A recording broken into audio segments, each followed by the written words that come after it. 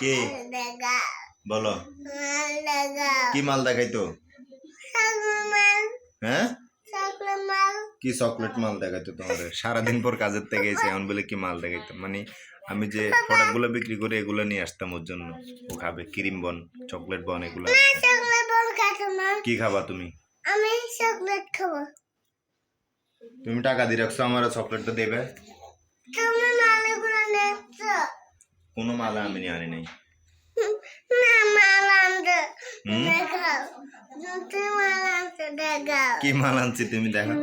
আচ্ছা ওই তুমি ওই দিক থেকে যা ব্যাগটা নিয়ে আসো, নিতে পারবে? যাও তো নিয়ে আসো। এখানে না তো,